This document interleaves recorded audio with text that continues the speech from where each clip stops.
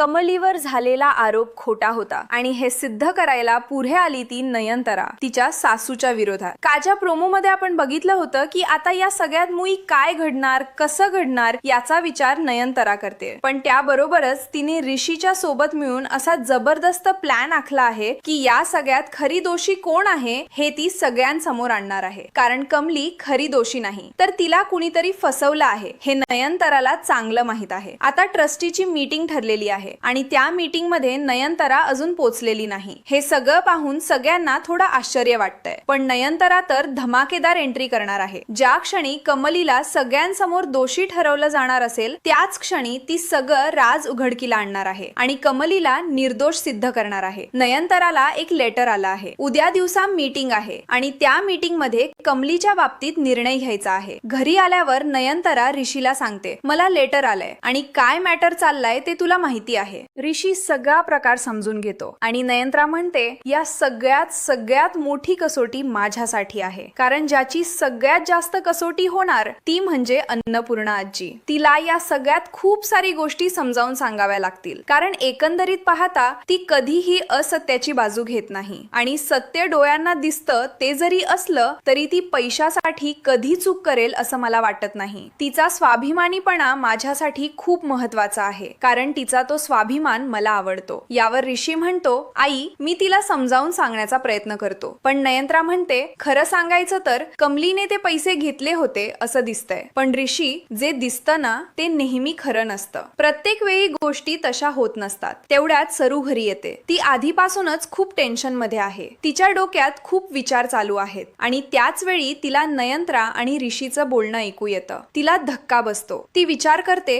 अरे देवा, जे गुरुजींनी भाकीत सांगितलं होतं ती भविष्यवाणी खरी ठरतीये का? आपण चूक केली का? आता राजनला खरं सांगायला हवं, कदाचित ते तिच्या मुलीला वाचवू शकतील। पण आता खूप मोठा पेच तयार झाला आहे आणि सरूला वाटतं की आता उशीर झालाय। सरू राजनला सगळं सांगते आणि राजन विचारतो, हे असं कसं घडलं? ती मुलगी कोण होती? यावर सरू सांगते, तिने कमली सारखे कपडे घातले होते, पण काहीच कळायला मार्ग नाही। या सगळ्याचा सूक्ष्मोक्ष आजींसमोर लागेल, त्यामुळे कोणतीही चिंता करू नकोस। पण कमलीचा पडलेला चेहरा पाहून राजनला खूप वाईट वाटतं। तो म्हणतो, कमली, कुणी काहीही बोललं तरी मी या गोष्टींवर विश्वास ठेवणार नाही। कमली म्हणते, काका, तुमचा जरी माझ्यावर विश्वास असला तरी अन्नपूर्णा मॅडमच्या हातात पुरावे आहेत। आता आजी मला शिक्षा देतील, पण मी खरंच काहीच केलेलं नाही। मी स्वतःला कसं सिद्ध करू? मला स्वतःला समजत नाही। राजन म्हणतो, तुला काहीही करायची गरज नाही। आणि अनिका विचारते, दादा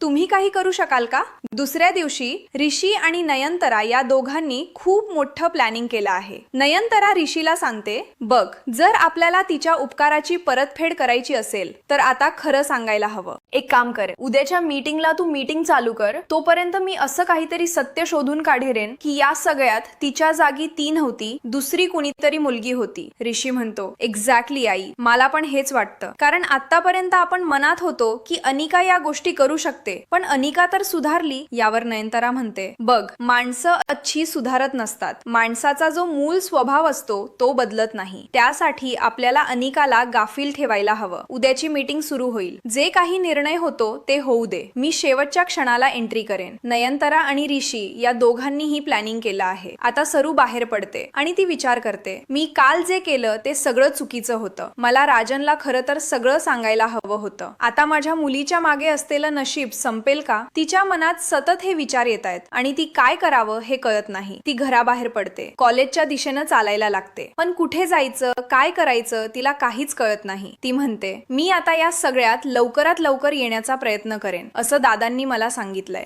आता सगळे पुरावे प्रिन्सिपल सर अन्नपूर्णाला दाखवतात। ते म्हणतात, हे बघा, माझ्याकडे काहीही लपवण्यासारखं नाही, ही कॉलेजची जीसी आहे। एकंदरीत फुटेज पाहता तुम्ही बघाल की तिला एक मुलगा हे सगळं देतोय। यावर अन्नपूर्णा म्हणते, हो, पुरावे पाहता कमलीकडे पैसे दिलेले दिसतात, त्यामुळे आता निर्णय निर्णय घ्यावा लागेल. प्रिन्सिपल सर म्हणतात, आम्ही तिला या कॉलेजमध्ये ठेवू शकत नाही. जर ती जीसी असा प्रकार करते तर बाकी मुलींवर काय परिणाम होईल? यावर अन्नपूर्णा म्हणते, फक्त जीसी नाही तर या ठिकाणी दुसरी कोणतीही मुलगी असती तर तुम्ही काय निर्णय घेतला असता? प्रिन्सिपल सर म्हणतात, बघा ती तुमची नात आहे, त्यामुळे असा निर्णय आम्ही घेऊ शकत नाही. आम्हाला तिला रस्टिकेट करायचं आहे. यावर अन्नपूर्णा म्हणते, ठीक आहे, एकाला एक निर्णय, दुसऱ्याला दुसरा निर्णय, असा मी खेळ खेळणार नाही. तिच्यावरचा गुन्हा आता कसा बघा. आता अन्नपूर्णा सुद्धा गेम खेळतीये. ती या सगळ्याबद्दल 100% जाणून आहे की कमली असं कधीच करू शकत नाही. ती स्वप्नातही असा विचार करू शकत नाही. पण त्याच वेळी अन्नपूर्णा कमलीला म्हणते, तू इथेच लिहून दे की मी हा गुन्हा केला आहे. मला या गुन्ह्याचा खूप पश्चाताप आहे. असं जर तू लिहून दिलंस